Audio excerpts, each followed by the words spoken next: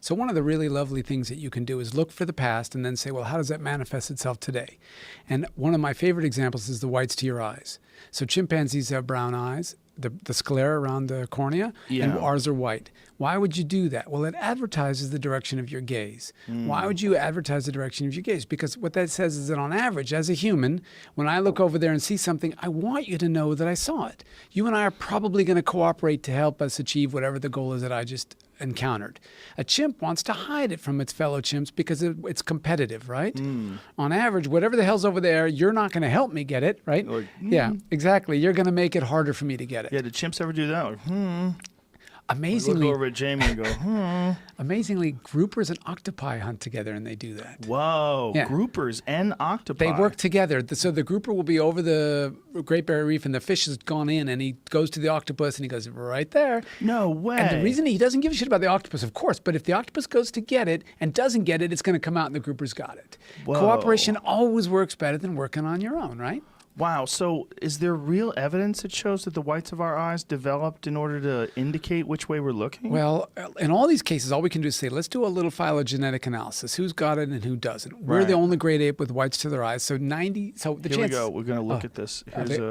Here's an octopus that's chilling. And is that a grouper? No. It's a weird looking grouper. Yeah, it's a spotted, I guess. I don't know fish very beautiful. well. Look how It pretty is really that pretty. thing It looks is. like a coral trout to me. Oh, man. But what do I know? Look how pretty that octopus is, too. Yeah, they're really something. I fucking love octopi. And they can change colors like that. I know. Yeah, we've gone down massive rabbit holes with these things for hours at a time. Look at it. It's changing right now as we're watching him. So he's sitting there waiting, and the fish tries to get out, and the the other like, fish grabs "Bitch, it. got Yeah, you." Yeah. That's fast. And so it's really cool the way they have the good sense to work together. Look at the octopus is mad. He's getting dark. Look how cool Or happy, look how cool his skin is. How it just changes and morphs as you're looking at it. That is so bizarre. What a crazy! I didn't know that they could do this until my friend Remy Warren came on the podcast, and he had a television show called Apex Predator, and on the show they would study the various ways these animals would hunt and the way they would, all their different adaptation to their environment, all the different ways that they would use the environment, and he would try to mimic those different ways. And one of the things that they studied was octopus and what's that other fish that's like it? The cuttlefish, which is also... They can do the same thing. Octopus is using a clamshell. Yeah. What is he doing? He's lounging? Yeah, he found it. He picked it up. And he's Oh using my it to God. hide. There's a BBC. No. Yeah. This is crazy. Oh my God. The octopus is climbing inside a clamshell and then he closes it. That is bananas. That's wild. There's a BBC Blue Planet where it shows the octopus picking up all that random shrapnel when there's a shark coming after it, and it covers itself like a big ball, and the shark keeps going. Wow. They're super smart, octopi. Yeah. Well, they eat sharks. You ever see that one? There was a video where they found this aquarium was having an issue where sharks were disappearing. They couldn't figure out what was going on.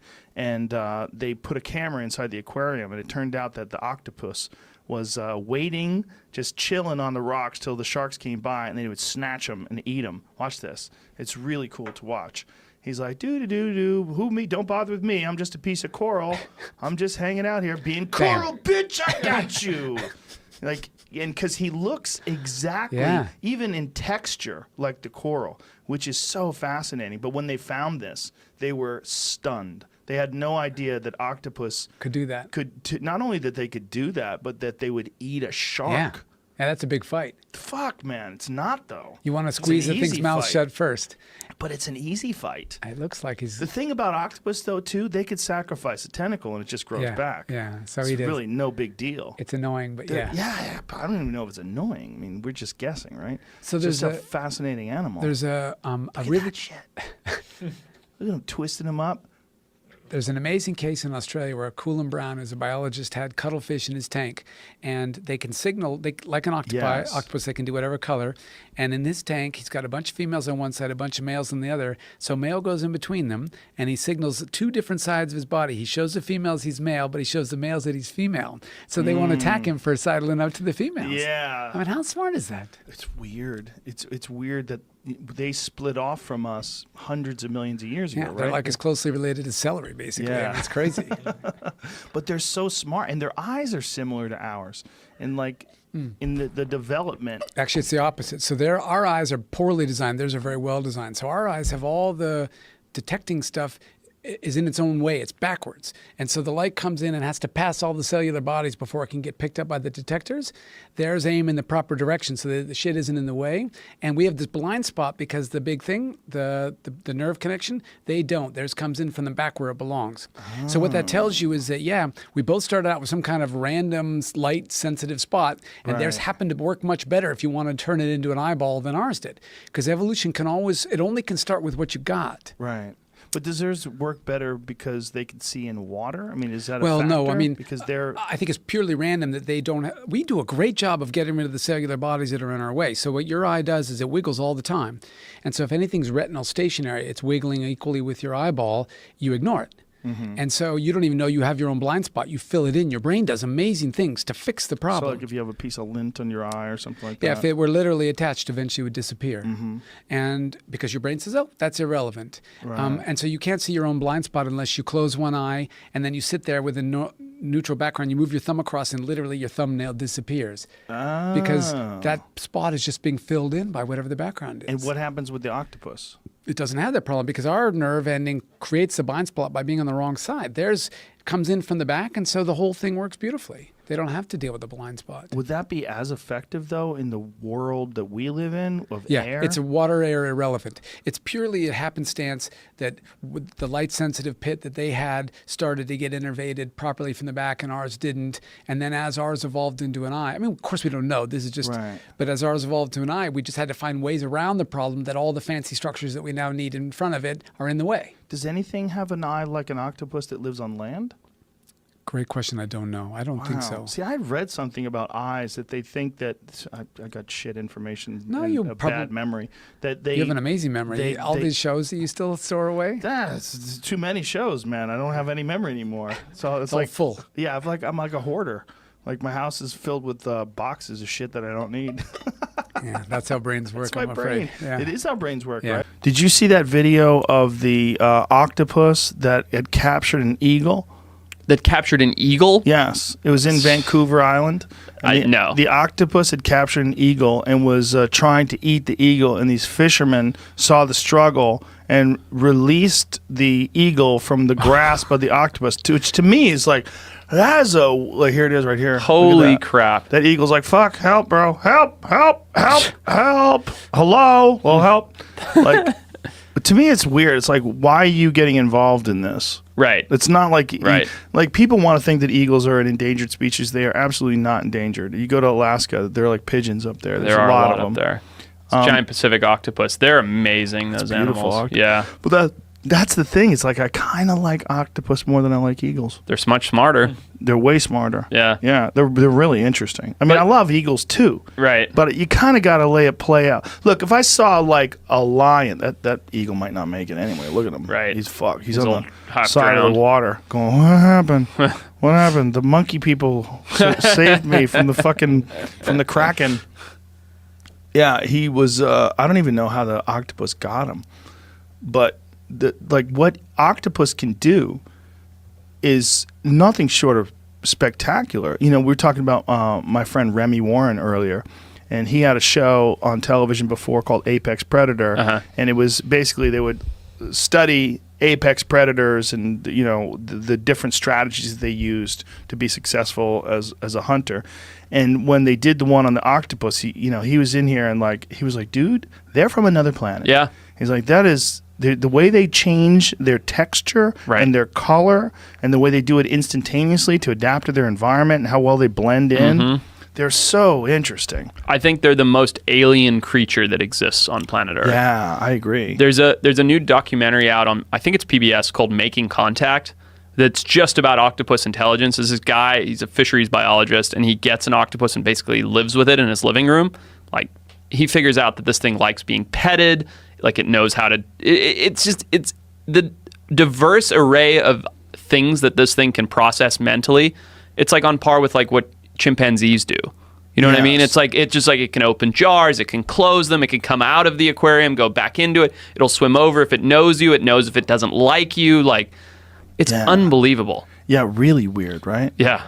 that how we got this video? The octopus dreaming? I just looked it up, and it starts with the octopus in the guy's living room. This is it. This is making contact. This is amazing. And this video went super viral. Yeah, well, they apparently, as the octopus is asleep and dreaming, it's changing the outside color and texture of its skin in relation to whatever the fuck is going on in its head. Right.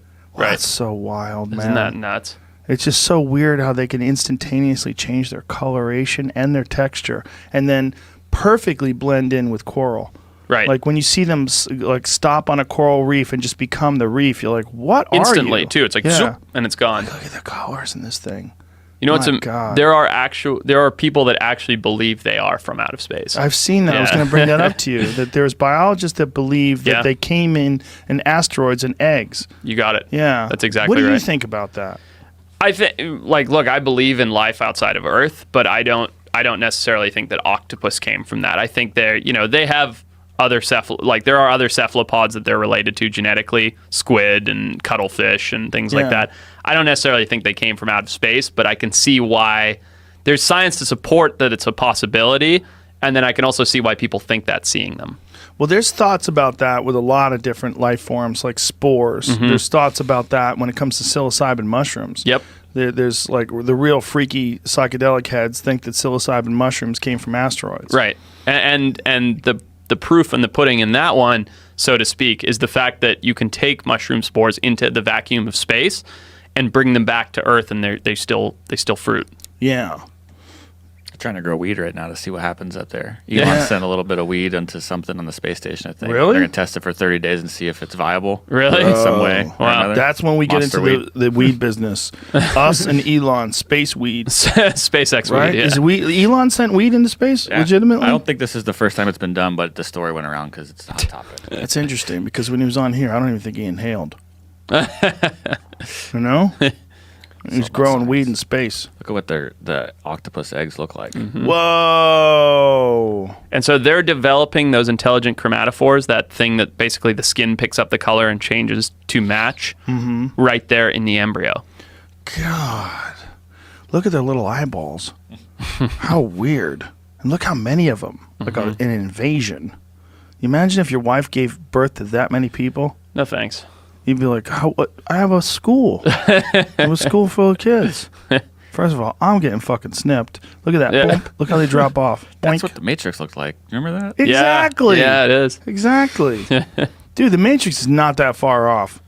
And it seems like the further we go in time, in human evolutionary time, the more it seems like it's accurate. You know what I mean? Yes, Like it's like we're yes. getting more and more plugged in every day. It's like a combination of the Matrix and the Terminator. The two of them together.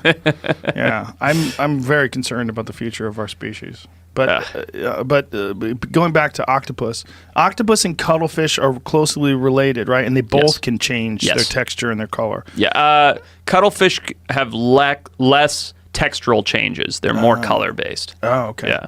What was the one they did where they had them over a chessboard and it was trying to? You ever seen that where an octopus is trying to mimic a chessboard? That's cool. Yeah, it's really weird because it throws their system off because it's so many right angles and it's such hard contrast. transition. Yeah, the 1-0 contrast. So when you look at it, like this octopus, like trying to like figure out, Right, what to do. Yeah. Could you see actual like lines in his color? I don't remember. Yeah. I remember it being weird. It's a cuttlefish that they did it. Is it a cuttlefish? Yeah. Yeah. Let's see if we can see it here. It's very strange. Just the pictures are good. Yeah, look at that. I mean, that's pretty good. Like, Pretty fucking good. yeah, Look, it's got white squares, man. right. The goddamn thing's growing white squares. Started with the zebra stripes, and then I think it figured out the squares after a couple minutes. That's pretty impressive. I like the picture in the bottom right there where the guy looks like he's playing chess against the cuttlefish. Oh, never mind. I thought there was a cuttlefish on the... Yeah, just what a strange ability that these animals have Unbelievable. figured out. I mean, it just how the fuck did that evolve? I Right. mean, they're devising strategies in order to be more effective predators while they're in the ocean and hide from other predators. Right. And they figured out a way to change the color and the texture of their skin. Like, how long did that take? Exactly. millions of years. This is something that everyone contemplates. Like, what makes you conscious? Yes. What is the soul? Is it a real thing? What is your consciousness? Is it simply just your own biology trying to calculate your environment and looking out for its best interests and trying to procreate and move forward with the genes that it has? Or is it something almost mystical? Or far more complicated, maybe even. Instead of the word mystical might be tainted, maybe something far more complex than we're currently able to understand. I think to some extent I would agree it is, because it's certainly different. I mean, to have some internal perception of the external world and being able to think abstractly and all these things, it's surely different from the way a baseball runs through the air and what makes it spin. And different than every other conscious animal. I'm not so sure about that. No? I think the difference isn't that big. Really? I mean, okay, we use language to a degree. I mean, some animals use language to some kind of degree. There's a huge difference in degree. I'd agree with that. But whether it's a difference in kind, I'm not at all sure. You watch these nature movies, and I remember seeing one about elephants, and this was about how the elephants were. They're always led by a female elephant, and that's not relevant to the story. But they were trying to go from A to B. I don't remember what it was, and there was a whole herd of them. They would be doing that. But then at a certain point, they made a detour, and they went off to a place where the leader of the elephant herd, her sister, had died, and there the bones and the tusks, I suppose, were there. The bones, anyway, were there, and the elephants picked them up, handed them around, and seemed to caress them and move them around, and then they went back to join to the route that they were at before.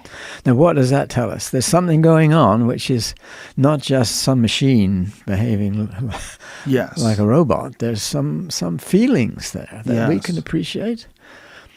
I mean, another one I remember was one with these African hunting dogs, and the dogs. You see, there was a route where some antelopes would tend to go, and they had to go across the river. And when they got to the point where they crossed the river, they might slow down and make their way to get across. Now, these hunting dogs, you could see them. I think it was taken from the air, and they would go along towards this place where the river was, and then they would break into two. So half of them would go one way towards and they would hide just where the river starts. And the other half would go and chase the antelopes. They'd go and bark and make an awful noise, chase them right there. And then the other ones would pounce on them. I mean, there's something there which is, they've been working it out between themselves, how to do it. Yes. Communication of some kind. Yes. And I think there's what you call understanding, okay, at a more primitive level than in human understanding, but nevertheless, there's no sort of clean dividing line in my view. It's pretty continuous. Yeah, and this exists in wolves as well. So very, very similar behavior. And they do seem to have not just verbal but nonverbal communication. They seem to have some understanding of what the task is and what their roles are in the task. And even though there's not as many variables maybe as human life, there definitely seems to be a conscious awareness of, first of all, their position in the hierarchy of the tribe, of the pack, rather, but also what their objective is. This is not a selfish objective; it's a group objective, and they operate as a group, and they do move like those African dogs that you were talking about. Yeah, no, it's fascinating all that. Yeah, and there's a lot of indication that. Well, certainly chimps and elephants and things and dolphins, we know about them, but I imagine it goes quite far down, I should think. How much have you studied octopi? They're fascinating, aren't they? Yes. No, I haven't. There's a new book about them, which I haven't got the chance to read yet. I want to read it. I think they're highly intelligent. Yes. Yeah, I've only been really paying attention to them for a few years. I have a good friend. My friend Remy Warren was doing a television show called Apex Predator, where he studied the way different animals hunted. And he started studying the way octopus and cuttlefish and all these different different octopi and the way they could adapt to their environment by changing their actual, not just the look, but the texture of their skin instantaneously. And how this is not really understood, not only how they do it, but how they know Yeah. what's below them, what they're copying. Yes. That they somehow or another can figure out how to blend in almost perfectly with their environment. It's amazing, isn't it? Yes. They also can open jars and they can climb out of tanks. There was one guy had a camera on his tank because he had 2 tanks. Yes. And one of them had very expensive tropical fish and the other one had his octopus. And he was trying to figure out what was happening to his expensive tropical fish, so he put a camera on it. And the octopus was climbing out of the tank, walking across the ground, climbing into the other tank, killing one of the fish, eating it, and then going back into his tank. Yes. Yeah, That's pretty good. heavy. Indeed. Well, there's one I saw about I think I heard the description, or I read it. I think I read it about there were some experiments on testing the intelligence of octopuses, and they had a little thing that it had to pull a chain and then open a door and get food out.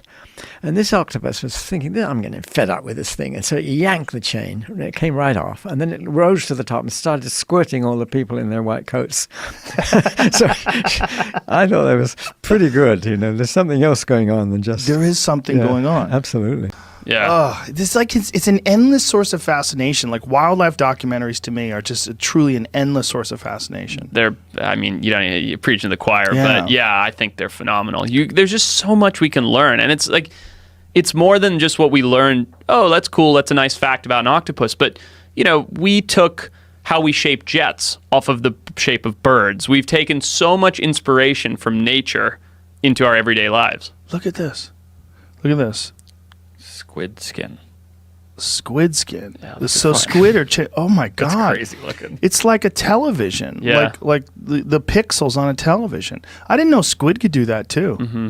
Whoa! This is so weird. Look at my that. God.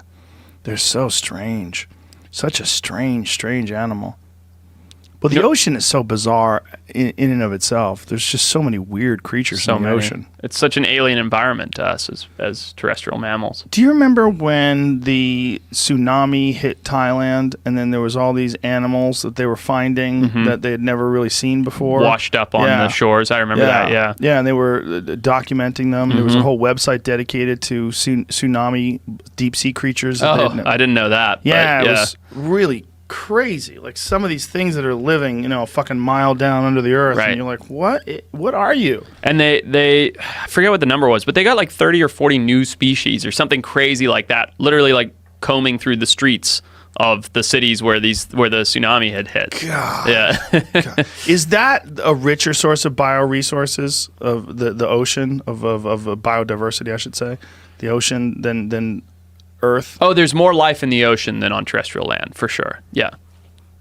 You mean, is there more diversity more in general? Weirdness. Yeah. Oh, yeah, there's way more. I guess it depends how you define weirdness, but like, look at an octopus, look at a cuttlefish, look at those Crabs. deep sea creatures, crabs, and all the way into the marine mammals and all the way down to the tiny little insects or isopods that live in the ocean. I think the ocean creatures are very bizarre. How about those giant squid that they found on that oil tanker? When they had a camera down there. Yeah, and they saw that one come 100-foot through. Giant squid with the crazy, like crab legs. Yep.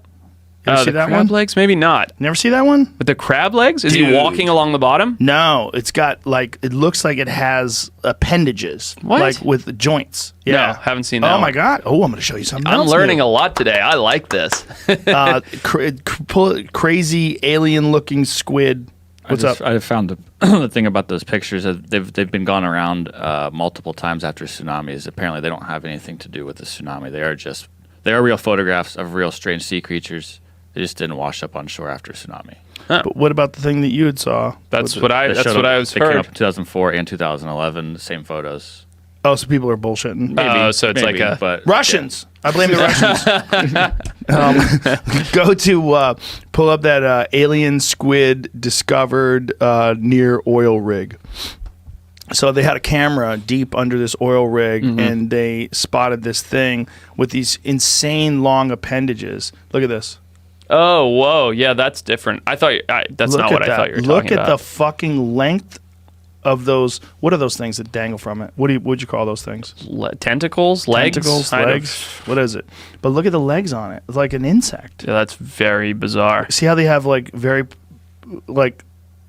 obvious bends. Video courtesy of Shell Oil Company. Doing a good job for nature. Yeah, I right. see the deep. There's another one. Is that another image of it. Other thing. But look how weird it is. How it has like Ugh. clear bends. Like when you see that thing underwater floating around like that looks like an alien. Totally. That is our exact kind of depiction of what an alien species Go to is. that green one right next to it. On the yeah, look at that. Like, look at that thing. It's crazy. Man. I mean, if you saw that underwater, you would shit your pants. 100%. 100%. And it's 100 feet. Yeah. It's huge. It's nuts. I mean, is it that big? How big they say it was? Am I making that up? Didn't they say the tentacles go crazy long? It looks like it. Yeah, they said the thing was enormous, but that the length of the actual tentacles or whatever the fuck it is was really long.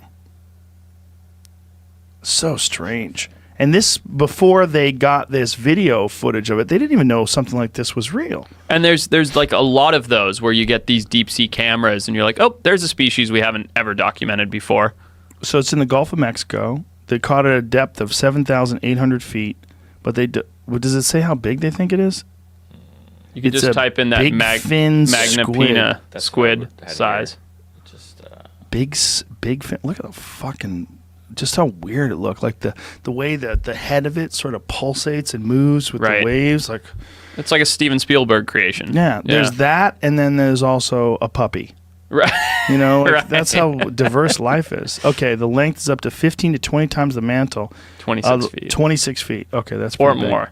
Or more. Yeah. Well, giant octopuses too, right? Giant squids were thought to be bullshit until like fairly recently, right? Correct. Yeah, I don't know when specifically, but they've found a few that have washed up, and then they got some actual footage of some. That's what I thought you were talking about Yeah. on some rigs, And which is what just about crazy. What about octopi? What's the largest of the octopi? The giant Pacific octopus. So the species that you saw attacking that eagle, that's not a huge one, but as far as I know, that's the largest one. Look at the fucker. Yeah. Look at that thing. Look at that there's- dead one. That's a giant squid. It's a big cephalopod. Giant squid, yeah. Wow.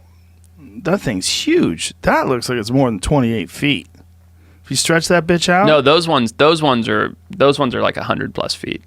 Okay, Yeah. that's what I'm The thinking. giant about. squid, yeah. 100+ feet. They can get up to that. Yeah. That is so nuts. Isn't it? 100-foot jelly creature. You know? And you know what's interesting is sperm whales will leave the surface of the ocean and dive down to their depths to hunt those. Jeez, it must That's be what their teeth delicious. are for. Calamari, Yeah. bro. It's a lot of calamari. Calamari's good. Look at that fucker. So weird. So the large Pacific octopus, how Giant big? Paci- Giant Pacific octopus. How big does that guy get? I don't know. And I mean, because they're fan out, so I'm not sure. Maybe 5 feet long, 6 feet long, but heavy, like 40, 50, 60 pounds, something like that. They've got a really big one at the Monterey Bay Aquarium. Really? Yeah, really cool one. Oh, I've been to that. I've been to that aquarium back in the day. Yeah. The legend of the Kraken, like they used to think that was all total horseshit, Right. Until they found some fossilized cups. They found some suction cups that were, some fossilized evidence of enormous cups Right. that they think are indicative of this, real 100-foot octopus or huge Sure. fucking octopus. Well, or just a 100-foot squid on the surface. You know Yeah. what? Like you said, those stories always get embellished. So even if it was a 60-foot squid on the surface, say it was injured or dying and it was alive and the boat hit it and it starts slapping the boat with its tentacles. Hi, mate. It's the Kraken trying to get us. Right. Like that's not going to turn into a crazy sea fable. Do you imagine though if you were one of those dudes that was like making your way across the ocean and you, in the 1100s or some shit, and you jump in the water to wash off and you get eaten by a giant octopus in front of your friends? Yeah, that's You see something come out of the desk just these, yeah. and it eats you with a beak. Right, chomps you. Oh, it's literally suction cups that rip you apart. Oh. It's crazy. And it's totally possible that those things were huge. We just don't have the fossil evidence because they're all made out of jelly. Right. They're just like They don't fossilize. Yeah. Yeah.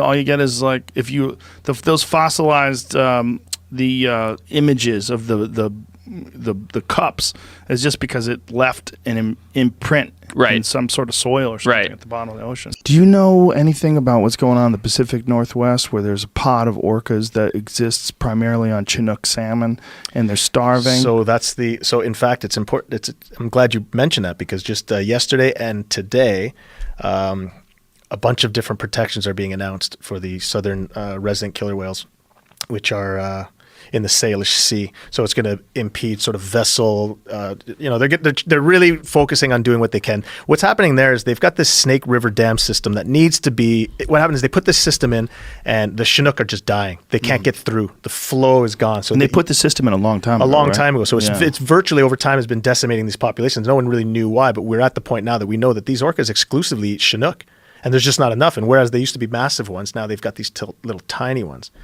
And there was the plight of the southern resident killer whales is really. I'm glad that it's getting global attention. I'm sure you're familiar with the mother who lost its calf and mourned for in excess of like 40 days and carried her on her head in a type of vigil. I mean, this captivated the world.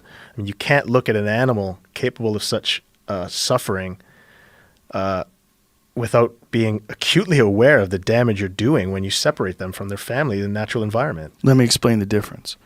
When bears see their cubs dead, they eat them. Yeah.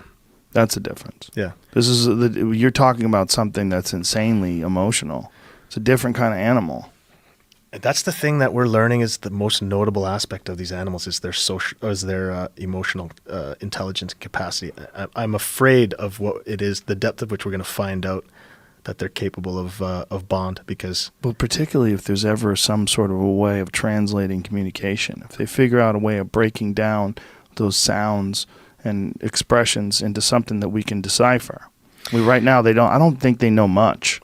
I've been underwater with orcas and dolphins, and I've heard them. I can't even tell you the sounds. I mean, they've got a wide array of sounds, but I could, to the best of my abilities, I could tell you when an animal was excited based on their sounds they were making. Like when our orca Neosha was pushing me underwater to do a rocket ride, which is when you jump off into the air and you do this big majestic jump. You knew it was going to be a good one when she let out this squawk at the bottom of the pool before pumping her tail and launching. You just knew it, man. She was on fire. And then there was other times when you just knew she wasn't into it. And I could know by the sounds. You could really determine underwater sound alone. You could really get to know your animal. Again, I was there 12 years. I mean, I really got to experience a lot of things other people could never really truly understand. Which is really why it's really important that I'm able to speak to these things because, even when it comes to the legislation that is passing. I've had my name mentioned in the House of Commons. I mean, this is a national stage. I've had it mentioned in the Senate. I mean, people care about what is coming up. Just a few days ago, a Niagara MP. Actually, this would be a great video if you could pull it up. It'll be on my Twitter. It's one of the things I retweeted. But the local MP, he bashes Marineland. I mean, that is a thing of absolute beauty. I'm glad that I'm able to talk and explain to people what it is that my experience has shown me and the things that I know. Because if people know, they'll do better. Problem with that video is if we play that video, it gets claimed. Oh, really? It's a House of Commons video. It's public. The government thing, those usually are okay, but it's okay. I don't know if it's up to you. Is it from a news source? Oh, but you know what? The group that put it up, they might have because it. Okay, sorry about that. Okay. If you go to my Twitter and you check it, it's something to marvel. It's beautiful. You have to be really careful with YouTube. I understand. We've had a shitload of problems. Niagara region. Well, I can assure MP you this: calls Marineland. Animal Justice will have no problem with you doing this. I'm good friends with that's okay. Camille Labchuk. But we'll just tell people how to Shannon. get to it. But just put that back up so I can read that. Sorry. It says Marineland, an unfortunate place with horrible conditions. Okay. Yeah, he's. This is a member of Parliament. This is this is the big stage right here, and he's finally. And it took a long time for people, anyone in public policy, to ever wade into this subject. Now we got people outright saying like this place is a hole. I mean, wow, how far we've come in the last 6.5 years. The world is changing, my friend. It's quickly. Changing whether people like it or not. And this is one that I think it's unavoidable. This discussion and this resolution, this has to be, we have to come to grips with what that is. It's just all kinds of wrong, man. It's all kinds of wrong. And the fact that they're still suing you after all these fucking years. As if they think it's working, as if it's serving them any purpose. And here I am again on the fucking JRE. Like, are you kidding me, dudes? You don't even know the favor you're doing me. You don't even know what you've done. Like, come on, what are you? What do you want to accomplish? What have you failed in accomplishing, and what do you think you're going to accomplish by continuing? I mean, Jamie, this is the virtual definition of insanity. It's not a good move. Jamie, who was it that was on the podcast that was explaining the processes in place of reintroduction into the wild? They were going to have stages and nets and stuff like that, and these big outdoor areas where they could transmit dolphins and orcas to. Who was that? Do you remember? Too many goddamn conversations. Was that me? Was it you? We spoke of the Whale Sanctuary Project. I mean, that would be that's essentially the basis of it and the goal. Maybe it was you. Was it discussing how there's places where they're going to have like intermediate steps? Yeah, absolutely. Yeah, absolutely. I mean, maybe you guys expanded on it with someone else, but no, that is the basis of this project. I mean, the good news is the Whale Sanctuary Project. I mean, this thing is going to happen. It is the future. They're well into the process of finding a site. Considerations are being made for a Washington State site, a Vancouver site, but it appears as though they're settled on maybe Nova Scotia. The community there at large is looking to work with them. That's wonderful news. And I'll tell you something, Joe. Once this law gets royal ascension, becomes law, what happens is Marineland is not able to export the animals unless the minister of the DFO, the Department of Fisheries and Oceans, concurs that it's in the animal's best interests. Well, if such a site exists and Marineland is keen on getting rid of their animals, we'll have a place for them. I told you last time I was here that my dream is to save whales. This might happen. Additionally, if there's a real concerted effort, a real effort to rescue those animals in Russia, I may very well be a part of that team. So where 6.5 years ago, I was speaking of a crazy dream where there was no blueprint, there was no foundation. I sort of threw myself into the universe and said, I'm just going to hang my hat on a dream. I'm watching in real time as it's materializing. That's a hell of a perspective. Humbling. That is amazing. This thing that we were talking about with the Pacific Northwest, it's the resident population that has an issue because they only eat Chinook salmon. But then isn't there another pod that comes through? There's transients, and they're thriving because they eat everything. The transients they're giving birth. They're doing quite well. They eat marine animals. It's correct. Yeah, in fact, like while I was there and stuff. When I was there, the guy that was with us literally said, "Can you smell that?" I'm like, "No, what is that?" She's like, "Smell that sort of oily, weird." She's like, "A seal is getting eaten somewhere." She could smell it. Next thing we know, we saw the activity, the dorsals and everything. And yeah, sure as shit, there's a pot of a certain smell. She could smell that the seal was being eaten. Why can't they teach these smart whales to fucking eat what their friends are eating? Why do they have to be rude? What it is, it's like they won't eat Chinese food. Fuck Chinese food. Bro, you're starving to death. No, I want a burger. It's a rare occasion, but there is something called a superpod, where it's actually a congregation of all the different families of orcas into this event where they congregate, and it's a big social event. And there's a conference that happens every 2 years in Washington State called Superpod, which is organized by a good friend of mine, Jeff Ventry. It's an amazing event. I look forward to being there again and speaking. I get to another place for me to speak and roam about with experts and whatnot and learn a great deal of things. But we were on the cusp of that almost happening, because the boats are radioing to each other like, okay, well, we've got a family going this, we got a family going this. It's like, wait a sec, there's 3 families going in the same direction. It's like there's gonna be a crossing of paths, and this is where the boaters get real excited, either at the prospect of a super pod of sorts or conflict. Or do they have conflict? They fight? Yeah, they could be, but I mean, for the most part, it's verbal. They just tell you like, stay away from here. Yeah, exactly. Yeah. Fuck you. Yeah, I imagine their messages are quite clear. And you've got a 15,000-pound bull male orca giving you the bird. Yeah, you're gonna listen. Fuck yeah. Especially a transient. Mouths, man. Oh yeah. When you see their mouths wide open and see their teeth, you're like, what the fuck are you? Why don't they start eating mammals? And I wonder if anybody's ever studied the difference in the behavior between the transient pods that eat the marine mammals versus the behavior of the ones that only exist on salmon. Like maybe they have maybe they're like, like Avatar, like there was different kinds of people up there. My go-to my go-to source is Ingrid Visser. She is a top. She's the woman in New Zealand that swims with orcas, rescues orcas. I mean, she is atop the global spectrum of wild orcas scientists. She'd be the one to talk to you about that. I mean, you want to talk about a fascinating person to talk to. Holy shit, the wealth of knowledge she has, and she is she's a very passionate advocate, and I'm very proud to have done some very That's dope. good work with her. So I'd love to talk to her. Oh, Yeah, dude, I wanna have her on the show, Yeah, dude. I would love to talk to her. I'm so curious about those things. I Oh, wonder she if would blow your probably mind. know what if there was a difference, if at all, in behavior. If you were to invite her on the podcast, she would get on the next flight from New Zealand and come here. I can assure you that. So, Well, if there's don't ever any speak interest for in the her, capacity, bro. I She's you know what? like, I like being home. Fuck you. I'll tell you what. Phil I think she may have Put that actually out told in the me universe. that. Maybe she told me that. Yeah. They're amazing animals. I've always said that. I mean, and this is coming from a self-admitted Bigfoot dork. I'm a Bigfoot dork. I really wished Bigfoot was a real thing. Sure. But if Bigfoot was a real thing, it wouldn't be nearly as cool as an orca. No.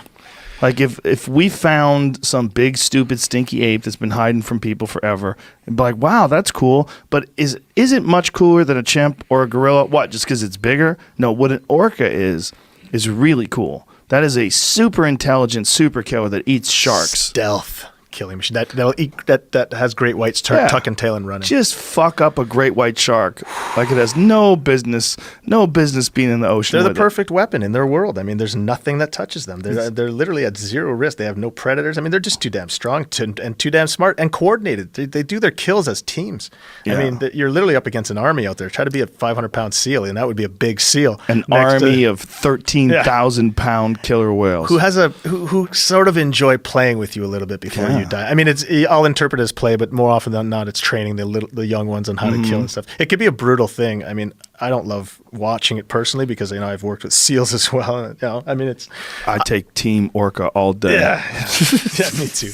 You're not getting great odds, but put the house on it, and you'll get some returns. One of You'll the win most every time. amazing videos I ever saw was an orca with a beached seal. The seal, he had bitten it and tossed it through the air, and the seal had made its way to the shore, and it was actually on the land just with a little bit of water, and the orca beached itself, grabbed a hold of the seal, and just starts smashing Jesus. it in the water there, and you see the water just flood red with blood, and then it hops back and wiggles itself back into water and swims away, and you're like, holy Isn't fuck. that crazy? Holy fuck. Yeah, These there it things is. would beach themselves. That thing's 15,000 pounds. It's I'm telling you. so Look at the beast big. that is. Now, do they ever get stuck? Yeah, they do. They do in New Zealand. In fact, that's where Ingrid's work is really special. That she's, dude. This is a crazy story. I have a friend that I grew up with, Matt Harrison. He went on to be real involved in the army. He's like decades into the army now. He was on a training mission in New Zealand. They were doing this training on a beach, and didn't they get called to go perform an orca rescue? He's just like, oh, what? So now he's running, and now they've got shovels. They're trying to figure this thing out. And now Ingrid shows up as she's the person to call. And now there's a photograph. I'm waking up in the morning to a photograph of Ingrid at this end of an orca, and my friend Matt Harris from the same place as me, a little town in Welland, at the other end of the orca. And I'm like, you got to be fucking kidding me. And I got to reunite the two of them back in Niagara Falls in the summer because Ingrid had come down again. And Oh, my God. dude, these are blessings that I couldn't have even ever imagined. And yet here he was, and and he'd be the first to tell you when he came back, it changed his world. It changed him. Never again. Marineland, done. Whereas before it might have been, wasn't necessarily the case. He was part of this rescue. He's changed man. Like he's just, I mean, now he's fascinated with orcas like you can't imagine. He got the bug now. There's a weird ideology that they're attached to that is it's not tenable. It's not. No. You can't argue it. The idea of ethical treatment of animals, I'm 100% with that. I Of fucking course. hate the whole idea of captive orcas. That to me is one of the big Gross. ones. That freaks me the fuck out that we can take these alien creatures that are essentially as smart as us, probably, and put them in swimming pools and justify it. And that the only time they've ever killed people in recorded history has been in those swimming pools. Yeah. They don't kill people in the wild. They kill No. everything else. They kill whales. They kill dolphins. They kill sharks. They don't fuck with people. In fact, there's been instances where they've saved people. Mm-hmm. And yet, we've decided to put those. So me and PETA are on the 100% the same page as that. And PETA's retweeted a bunch of shit that I've put up before, which is really weird. They've retweeted a bunch of shit that I've put up about orcas. And when I've done that, people are like, he hunts, right? And then it gets, radio silence on Yeah, Peter's part. yeah. They don't want to comment on that. They just want to support my hate for, orca captivity. Yeah. I had one of the most, I've been fortunate to have remarkable engagements with wildlife in my life. But 2 years ago in BC, I had one with a killer whale. Whoa. And it was wicked. And to this day, I regret not making the decision I'm about to tell you about. But we had been, I'd been bear hunting on the coast, and we were in a boat cruising back to the harbor, and we found 2 pods of killer whales, 3 big bulls, and a bunch of cows that were hunting. And we kept, as they would come up, they were chasing salmon, and as they would come up, we would just get closer just to film them, or even just to see them, and then they'd go down. And so I don't know if it was just happenstance of where we were, but we came up, and we were just kind of waiting for the whole pod to come up, and all of a sudden, just 50 feet from the boat, here comes the huge dorsal fin of this bull, comes right at our boat, bumps into our boat. I'm standing on in the crow's nest, essentially. I'm on the roof of the boat looking at this thing. He comes up, bumps into our boat, and he just glides his left side all along the boat. So his left pectoral fin is probably under our gunnel, if you will, or under our hull.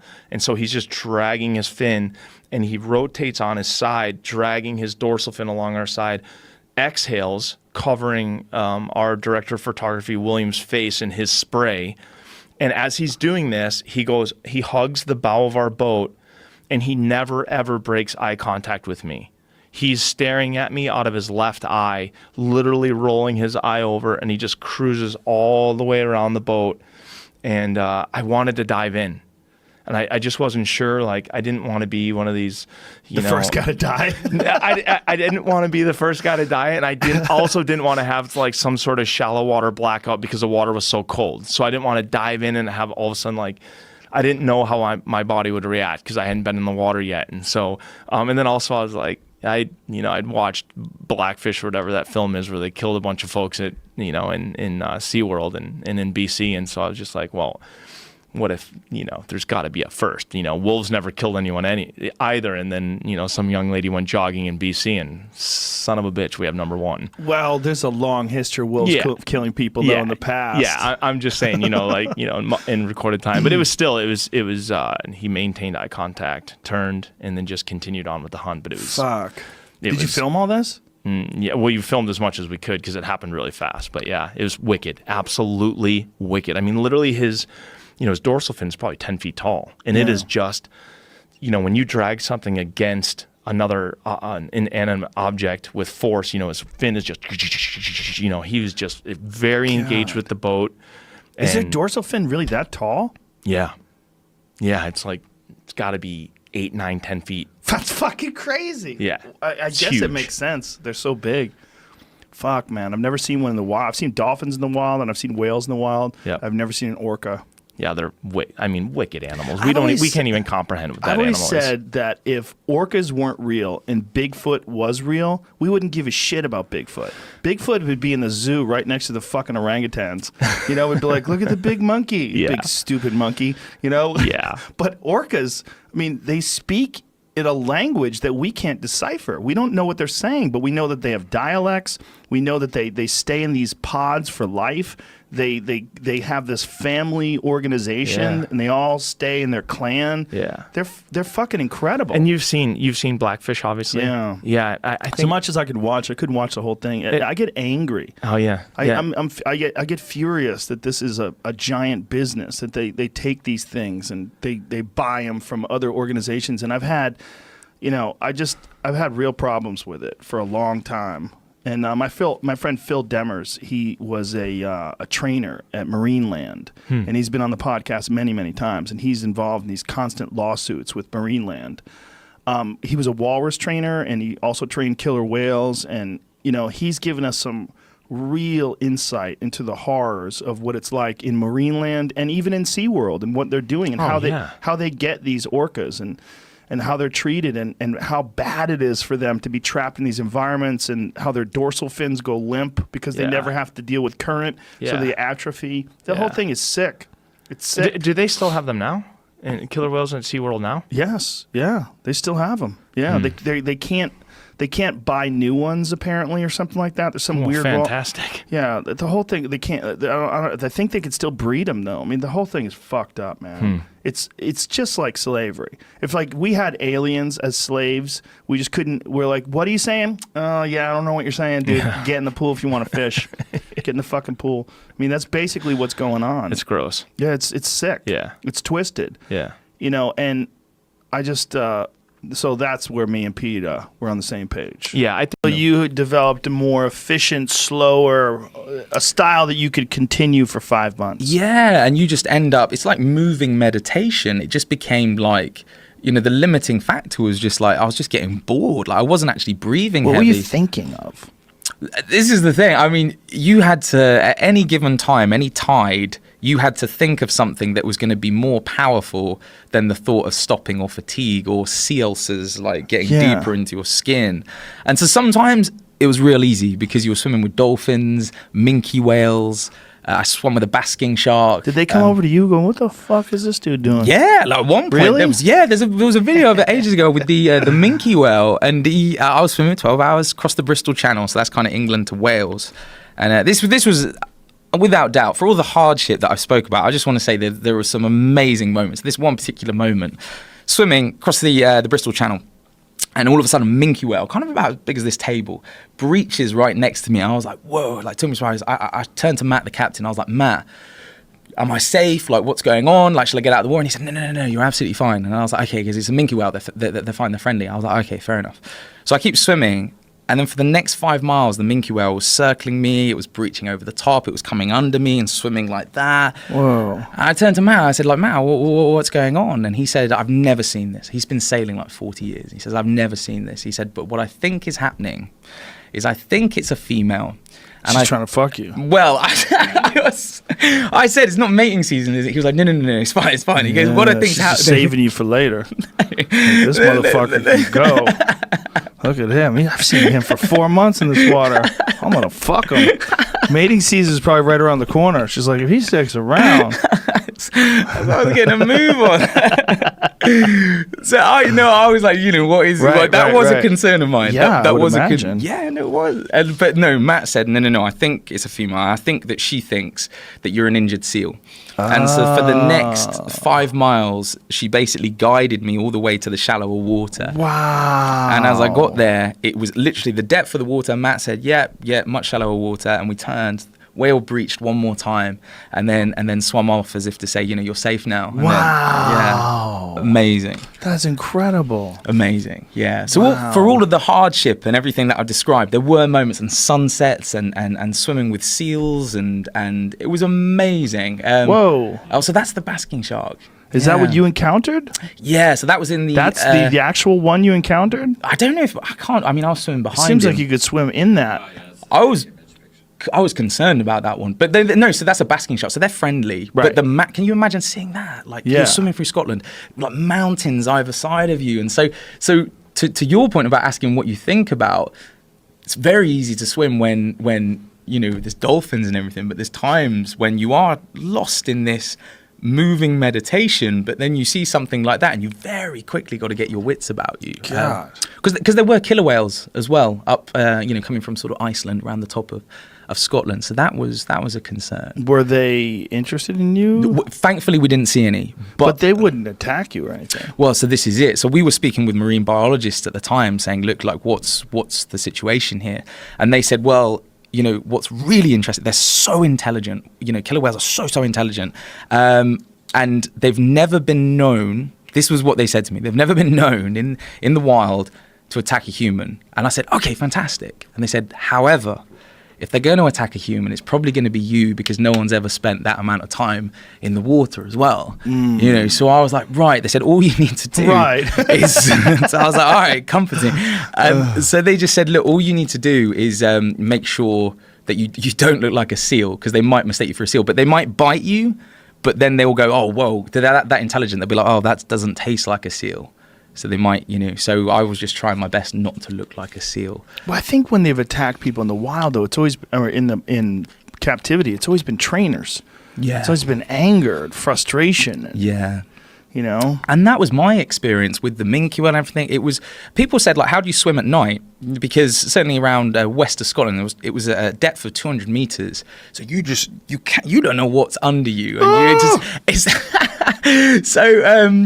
there was that element. But I think having swum with the minke whale around the Bristol Channel, I was very aware that in the hierarchy of the sea, I was very low down the pecking order. Yeah. And if it's comforting in any strange way, I was like, look, if I was going to be eaten, I'll be eaten in the day just as much as I'll be eaten at night. Right. You know, it's just one of those It's just things. darkness. Yeah, just like you can't see the hand in front of your face. It's Wow.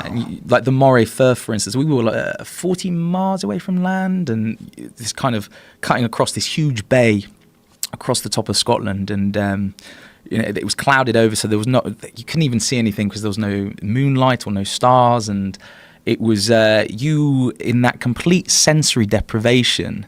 You can hear everything, and it's just, if you hear a noise, a ripple, you're like, I really hope that's not a killer whale. But then you've then got 6 hours to contemplate whether it's. So it's this, and again, like I said, Marcus Aurelius, meditation, Stoic philosophy, that the conversations you have in your own head are just as powerful with other people. And I certainly found that all the way around, that you just. There was times when you were just like, what am I doing out here? Like, seriously. Yeah. And that comes from, I think, you know, this idea of you have to be doing it for the right reasons.